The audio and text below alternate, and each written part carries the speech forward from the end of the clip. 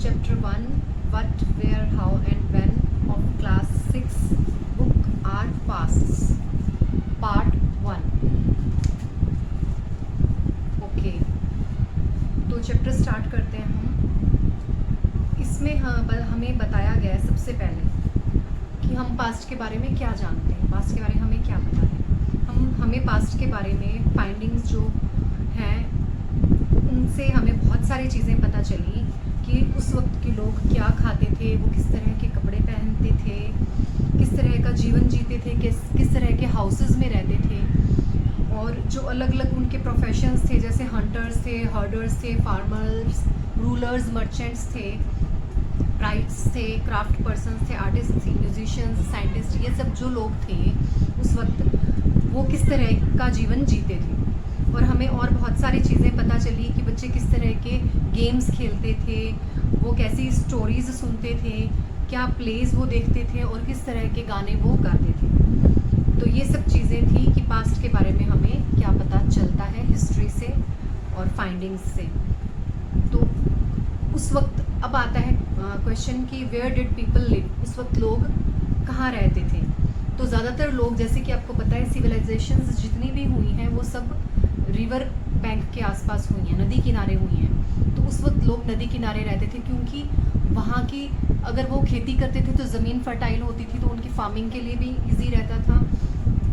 और वहाँ उनको पानी की अवेलेबिलिटी थी, जैसे कि आपको पता है हमें जीने के लिए पानी बहुत ज़रूरी है, तो उन्हें भी अपने डे रूटीन के चीज़ों के लिए या फार्मिंग के लिए, एनिमल्स के लिए पानी चाहिए होता था। तो ज़्यादातर जितनी सिविलाइजेशंस हैं वो सब नदी किनारे ही डेवलप हुई हैं। तो लोग शुरू में कैसे थे जो नदी किनारे लोग रहते थे, ये तो हमें पता चलेगा कि लोग नदी किनारे रहते थे। सिविलाइजेशंस नदी किनारे ही स्टार्ट हुई थी, जितनी भी हुई थी। तो वो लोग क्या करते थे, पहले वो लोग गैदरर्स थे, यानी उन्हें अपने आसपास के फॉरेस्ट का, अपने सराउंडिंग के बारे में बहुत कुछ पता था, बहुत अच्छे से पता था। तो वो वहाँ से फ्रूट्स, रूट्स और ये सब कलेक्ट करते थे, और कलेक्ट करते थे यानी गैदरर्स, क्यों कि उसको गैदर करते थे, उसको कलेक्ट करते थे, इकट्ठा करते थे। और फिर उन्होंने हंटिंग भी शुरू की थी, वो एनिमल्स को भी हंट करते थे, तो वो हंटर्स भी थे। जो सेकंड चैप्टर है वो यही है, हंटर्स एंड गैदरर्स। तो वही उसकी इंट्रोडक्शन हमें यहाँ दी गई है फर्स्ट चैप्टर में, कि वो लोग पहले गैदरर्स थे, फिर हंटर्स थे। दे ऑल्सो हंटेड एनिमल्स, अपने फूड के लिए एनिमल्स हंट करते थे।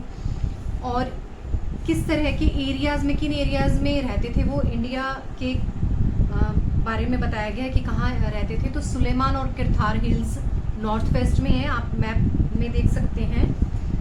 चैप्टर 1 में पेज 2 पे जो मैप है इंडिया का फिजिकल मैप, उसमें Sulaiman and Kirthar hills north west में, और गारो हिल्स नॉर्थ ईस्ट में, और सेंट्रल में जो विंध्यास हैं वहाँ जो लोग रहते थे वो किस तरह की खेती करते थे, क्या क्रॉप्स वहाँ उगाते थे, उसके बारे में यहाँ बताया गया है। कि जो कुछ एरियाज़ थे वहाँ विमेन एंड मेन दोनों ने सबसे पहले क्रॉप्स को ग्रो करना शुरू किया, जैसे कि वीट, बरले। कब टाइम भी पीरियड भी हमें यहाँ दिया गया है, 8000 साल पहले। 8000 साल पहले सुलेमान और किरथार हिल्स जो नॉर्थ वेस्ट में हैं वहाँ लोगों ने वीट यानी कनक और बरले उगाना शुरू किया 8000 ईयर्स पहले।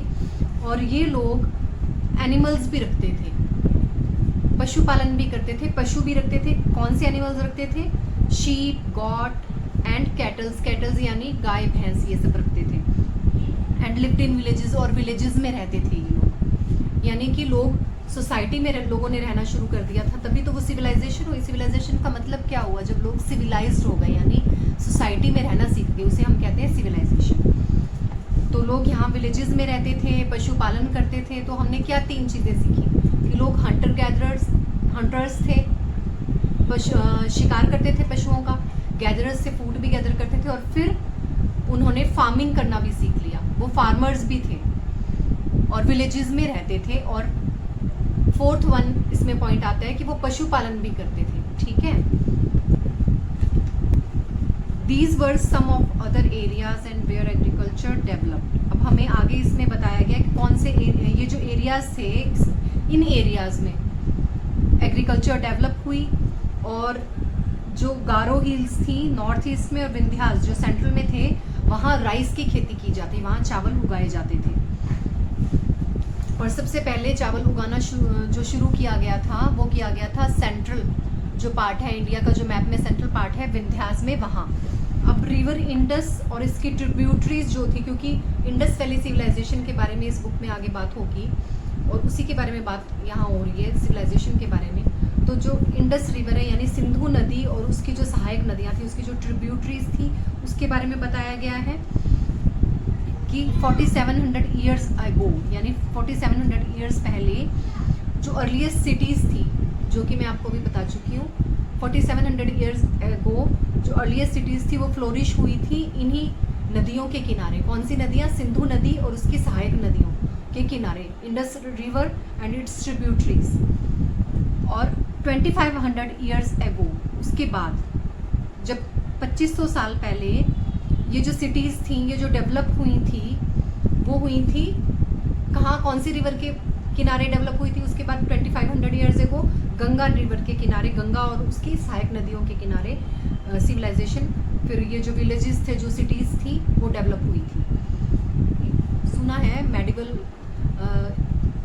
हिस्ट्री में ये आता है ना, मगधा के बारे में, जो किंगडम्स थे उनके बारे में आएगा। तो जो मगधा था एरिया, वो गंगा नदी के साउथ में था, जहाँ की अब प्रेजेंटली कौन सी स्टेट है वहाँ स्टेट है बिहार।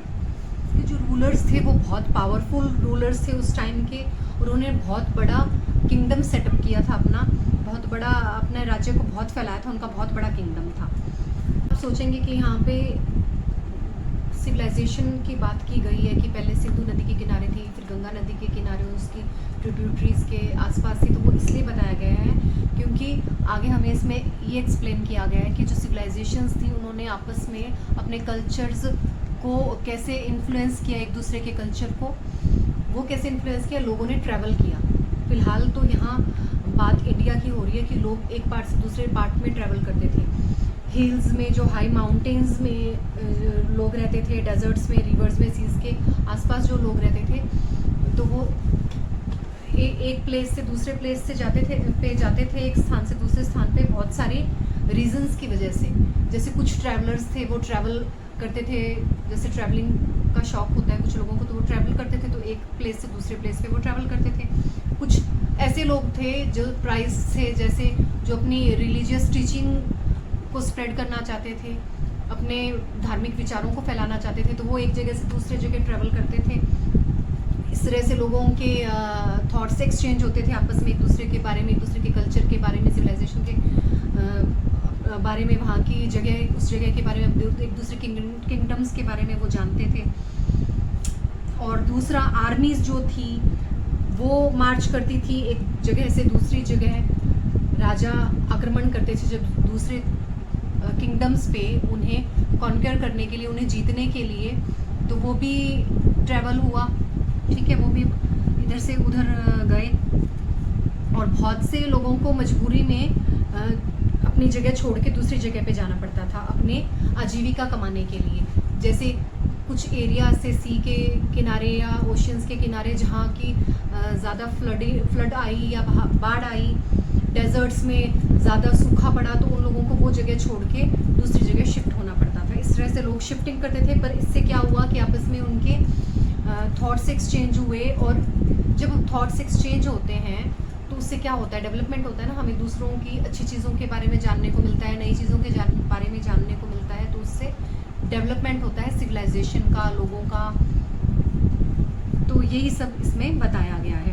और बहुत से लोग ऐसे भी थे जो एडवेंचर के लिए इधर से उधर जाते थे। तो जो लोग एडवेंचर के लिए इधर से उधर जाते थे वो ज़्यादातर न्यू प्लेसेस फाइंड करने के लिए और दूसरे कल्चर्स को जानने के लिए इधर से उधर ट्रैवल करते थे। अब इसमें आते हैं मर्चेंट्स भी ट्रैवल करते थे अपने गुड्स को बेचने के लिए, प्रॉफिट के लिए, अपना ट्रेड को एक्सपेंड करने के लिए मर्चेंट्स भी ट्रैवल करते थे। तो अब जब लोग ट्रैवल करते थे तो उन्हें नेचुरल जो क्लैमिटीज़ थी उनको भी फेस करना पड़ता था।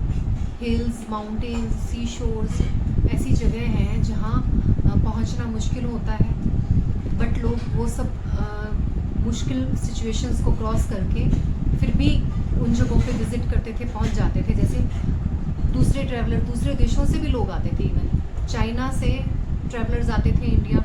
आगे हम हिस्ट्री में पढ़ेंगे फाहियान और ये ट्रैवलर्स के बारे में जो इंडिया आए थे यहाँ के कल्चर को जानने के लिए।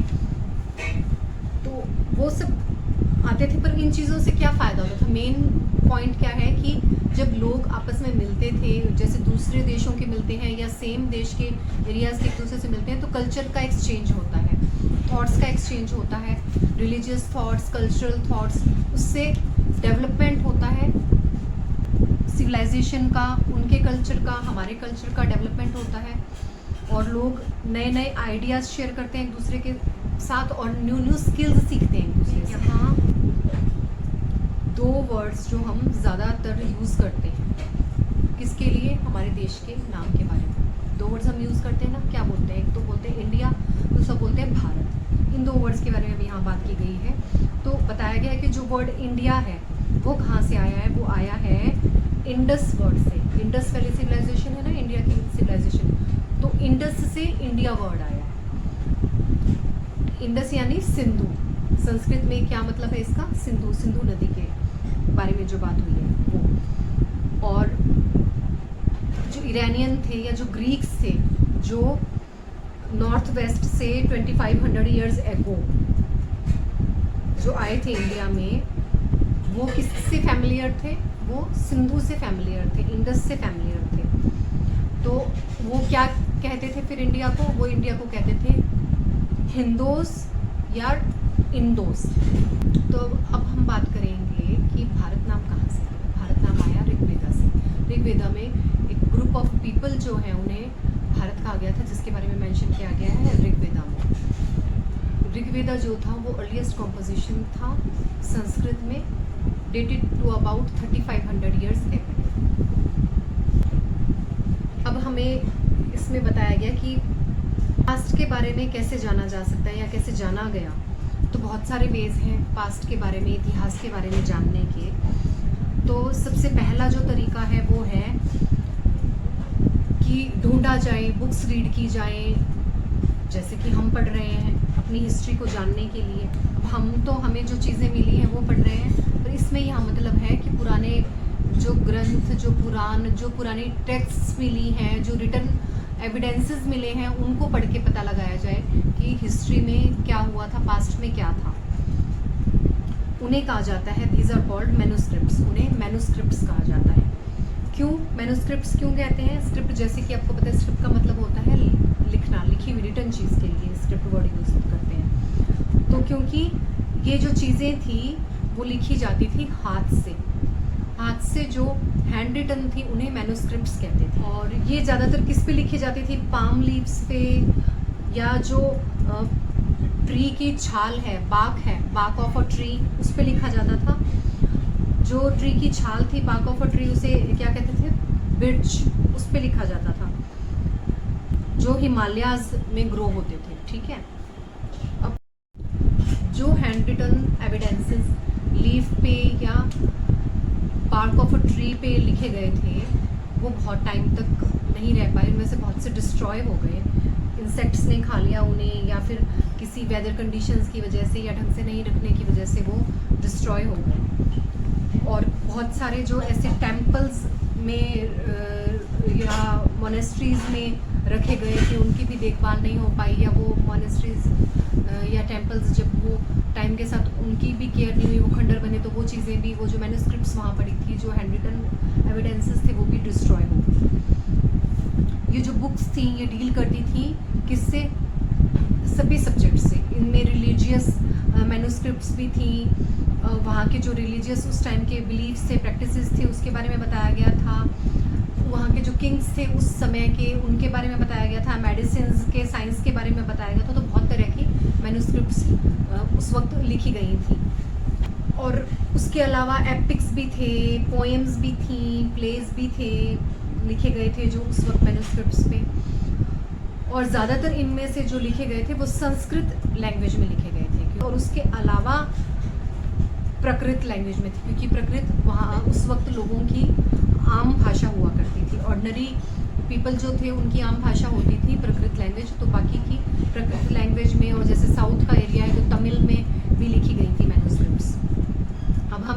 इंस्क्रिप्शंस के बारे में। मैन्युस्क्रिप्ट्स तो हमें पता चल गया, हैंड रिटन स्क्रिप्ट्स, ठीक है। अब इंस्क्रिप्शंस क्या थे? इंस्क्रिप्शंस वो होते हैं जो सॉलिड सरफेस पे लिखे जाते हैं, ठीक है। जैसे कि इसमें बताया गया कि ये वो राइटिंग्स होती हैं जो हार्ड सरफेसेस पे लिखी जाती हैं, जैसे कि स्टोन पे, मेटल पे। और बहुत से जो किंग्स थे वो अपनी प्रशंसा के लिए, हम सुनते हैं ना कि प्रशस्तियाँ मिली, प्रशंसा अशोक के मिलते हैं इंस्क्रिप्शंस हमें अपनी प्रशंसा में कि हमने ये काम किया, प्रजा को बताने के लिए, उसको रिकॉर्ड करने के लिए। कोई उन्होंने किसी एरिया को कॉन्क्योर किया तो उसकी भी वो स्टोन क्रेविंग्स पे अपने इंस्क्रिप्शंस करवाते थे, या मेटल प्लेट्स पे उसको रिकॉर्ड करवाते थे। इसका क्या फ़ायदा था? इंस्क्रिप्शंस का ये फ़ायदा था कि ये जल्दी से डिस्ट्रॉय नहीं होती थी, क्योंकि हार्ड सरफेसेस पे लिखी जाती थी तो ये जल्दी से डिस्ट्रॉय नहीं हो पाई। और हमें बहुत से उनसे इंस्क्रिप्शन से हेल्प भी मिली अपने पास्ट को जानने के लिए, ठीक है, उस समय के बारे में जानने के लिए। अब बात होती है एक आर्कियोलॉजिस्ट के बारे में। आर्कियोलॉजिस्ट कौन होते हैं? आर्कियोलॉजिस्ट वो होते हैं जो इन इंस्क्रिप्शंस हैं, मैन्युस्क्रिप्ट्स हैं, इनकी स्टडी करते हैं, जो हमारे सिविलाइजेशंस हैं उनके बारे में जानते हैं, जगहों एक्सप्लोर करते हैं, हमारे जो पास्ट है उसको एक्सप्लोर करते हैं, एक्सकावेट करके। एक्सकावेट यानी किसी जगह की खुदाई करके, जैसे हड़प्पा की खुदाई की गई तो हड़प्पा सिविलाइजेशन के बारे में पता चला। जैसे हमें पता है कि इंडस वैली सिविलाइजेशन को हड़प्पन सिविलाइजेशन भी कहते हैं, क्योंकि इसकी फर्स्ट साइट जो थी वो हड़प्पा थी। तो जैसे हड़प्पा में वहाँ खुदाई की गई तो पता चला हड़प्पा के बारे में, मोहनजोदाड़ो, ये सब साइट्स के बारे में खुदाई से ही, एक्सकवेशन के से ही पता चला। तो ये सब कौन करते हैं? आर्कियोलॉजिस्ट।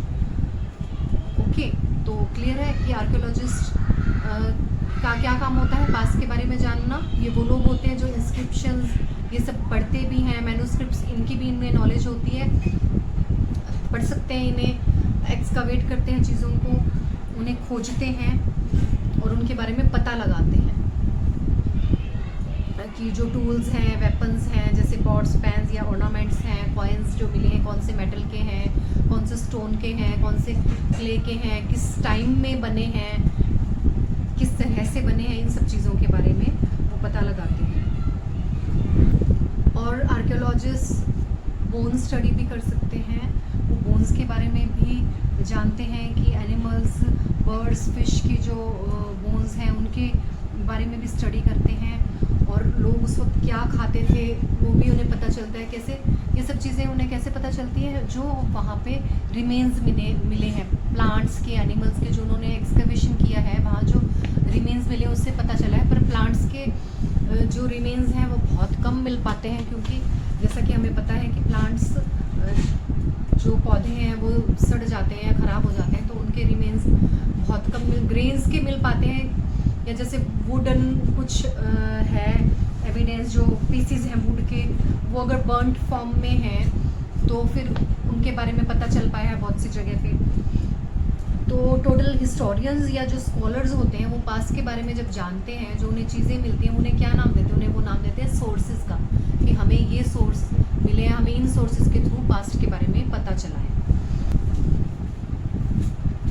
अब यहाँ कहा गया है कि इस बुक का जो नाम है आर पास्ट वर्ड क्यों नहीं यूज़ किया गया और पास्ट प्लूरल फॉर्म क्यों यूज़ की गई है इसकी?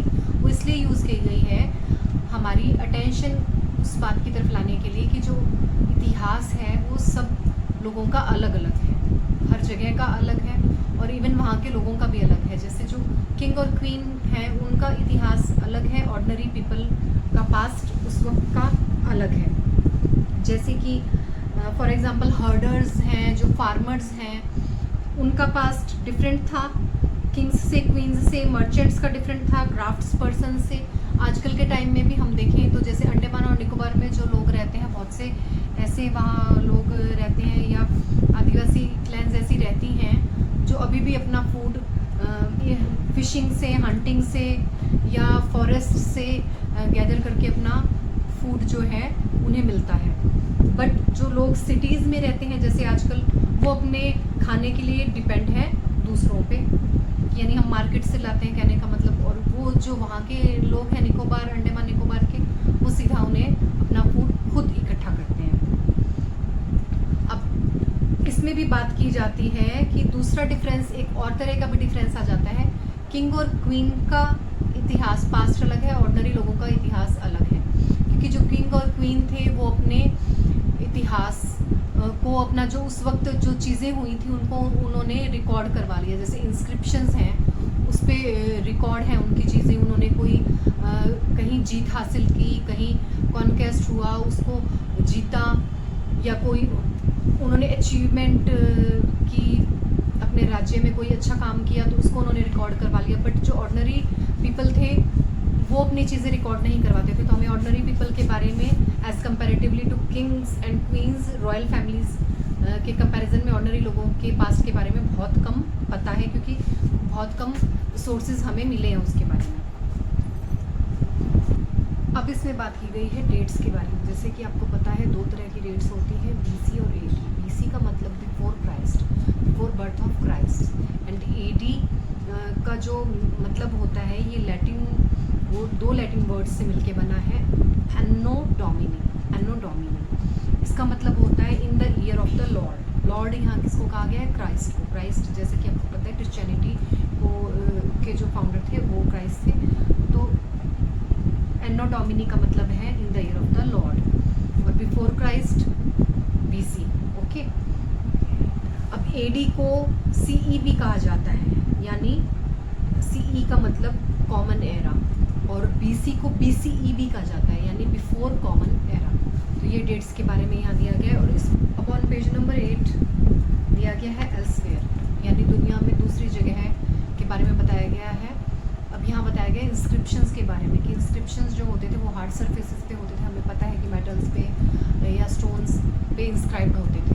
तो दूसरे देशों में भी इंस्क्रिप्शंस मिले हैं। यहाँ बात की गई है इजिप्ट की। 5000 साल पहले जो एक कंट्री है नॉर्थ अफ्रीका में, इजिप्ट, वहाँ राजा रानी जहाँ रहते थे वहाँ की यहाँ बात की गई है।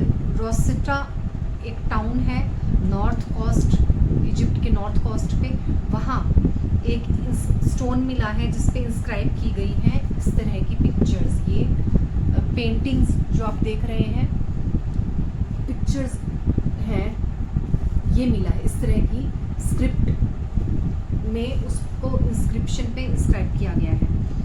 तो अब स्कॉलर्स तो बहुत सी उस वक्त की जो स्क्रिप्ट्स हैं या लैंग्वेजेस हैं जो अब नहीं है, अब यूज़ नहीं होती, तो स्कॉलर्स को कैसे पता चलेगा कि ये क्या लिखा है, वो कैसे पढ़ेंगे? तो जो प्रोसेस होती है जिसके थ्रू वो ये उस वक्त की लैंग्वेजेस या स्क्रिप्ट्स जो कि अननोन है उन्हें पढ़ते हैं, उस प्रोसेस को कहते हैं डेसिफरमेंट। उस प्रोसेस को क्या कहते हैं? डेसिफरमेंट। तो उसी प्रोसेस को यूज़ करके इस इंस्क्रिप्शन को स्कॉलर्स ने पढ़ा।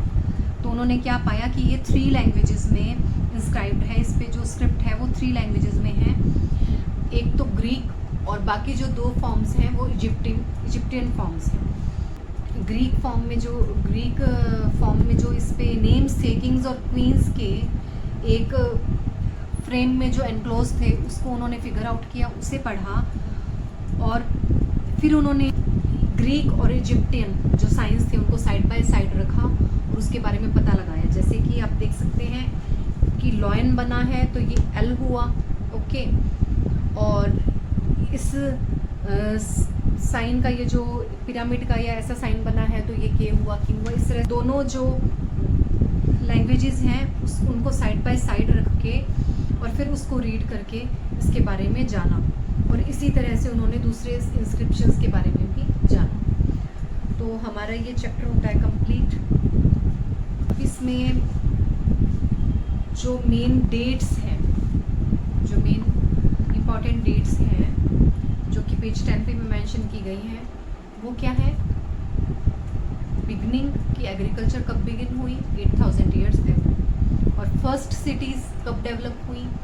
जो इंडस का सिविलाइजेशन है वो कब आया? तो वो आया 4700 ईयर्स एगो। सिटीज़ जो थी गंगा वैली के किनारे या वहाँ डेवलप होना कब शुरू हुई? जैसे मगधा किंगडम के बारे में बताया गया तो 2500 ईयर्स एगो। आपको ये वीडियो कैसी लगी? अगर अच्छी लगी हो then please like share and subscribe. तो मुझे इससे एनकरेजमेंट मिलेगा और वीडियोस बनाने का। आपको कैसा लगा, समझ आया